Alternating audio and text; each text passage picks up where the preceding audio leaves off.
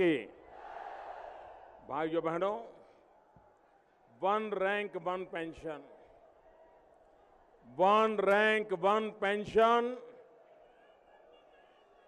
40 साल से देश की फौज के लोग अपना हक मांग रहे थे।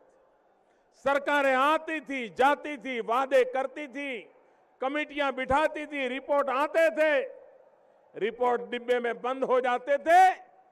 फौज के लोग डिसिप्लिन में रहते थे, लेकिन उनकी बात सुनी नहीं जाती थी। चुनाव से पहले मैंने वादा किया था कि भारतीय जनता पार्टी की दिल्ली में सरकार बनते ही हम वन रैंक वन पेंशन लागू कर देंगे।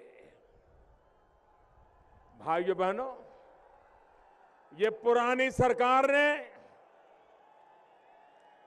कितनी बेईमानी की थी।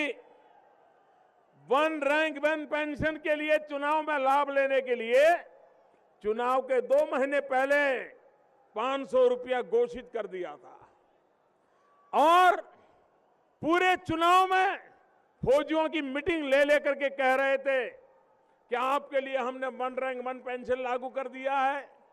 जब मैं आया, मैंने हिसाब किताब देखा, भाइयों बहनों, 500 रुपया दे करके इस देश के फौज का ऐसा अपमान किया, इन्होंने ऐसा अपमान किया जो कभी कोई नहीं कर सकता।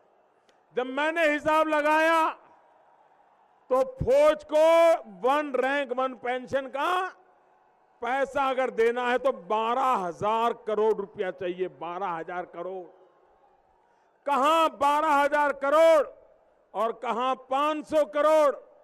ये फौज के जवानों के साथ धोखा है कि नहीं है? फौज के जवानों के साथ धोखा है कि नहीं है?